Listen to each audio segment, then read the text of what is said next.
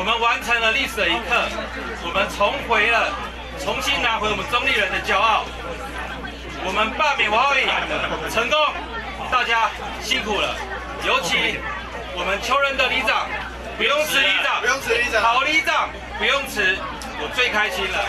那在这边我也非常感谢8个月以来霸王团队的员工们，他们不分党派、不分性别，也不分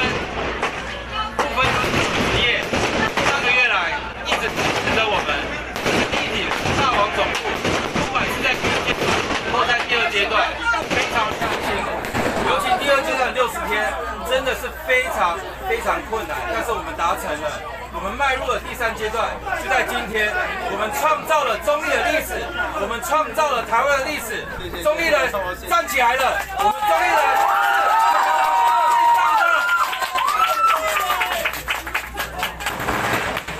是现在，其实这个荣耀，并不只是我们霸王总部，也不是我个人，也不是任何的议员，这是我们全台湾人民的胜利。为什么呢？因为我们能够用罢免的这一个人民公权力的语气，展现民主，来下架一个制造、造谣、抹黑、制造对立的这种错误资格的议员。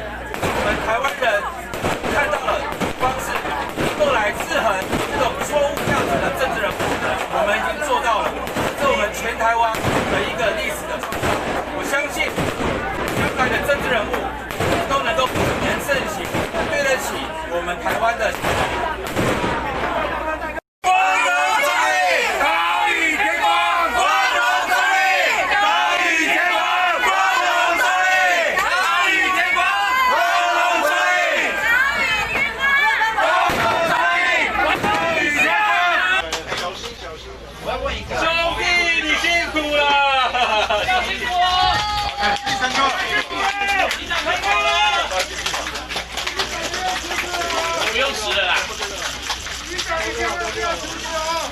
大家都希望你留下来，你还有很多事情。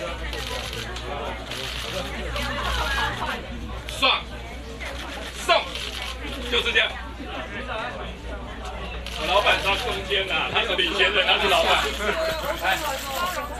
来，我来一起喊吧，再喊一次，再喊一次，再喊一次。好，岛屿灯光。不要喊了，就喊84167啊，对不对啊？84167啊，关乎我们中立。对吧？这不是结果，还会更多吧？还会更多的，一样吧？没有了，已经过了这个，我们始终81940就好了。岛屿天光，光荣中立；岛屿天光，光荣中立；岛屿天光，光荣中立。好，谢谢。不用辞职了，谢谢大家。后面你要问的。其实我刚才在出门到过来的路上，我就有讲那个。感谢上帝，这一场美好的仗我们真的已经打完了，而且我们也真的打赢了。所以真的要告诉王浩宇，亵渎圣灵的人是不能够被原谅的。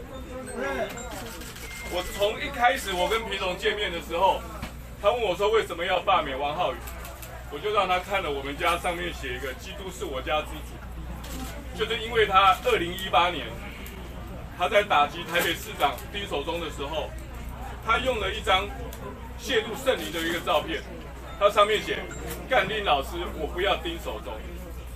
所以从那个时候，其实我就开始在酝酿了一些准备要，如果有机会的话，顺着民意。那时候也因为我自己选举被他弄去调查局2次，我想我在很多的场合大家也都说过。那过去的种种，就是因为他的很多的恶行，让大家也都很清楚。那个是整个的状况就是这样。那后来大家都很清楚1阶、2阶等等这些的辛苦。我想最要感谢的就是我们的职工团队，在大家不看好的状况之下，他们比我还拼。我看到我所有的职工真的非常的感谢，真的是最棒的团队。职工们举起来！我们这个团队完全没有选举经验，唯一有选举经验就是我选过2次里长。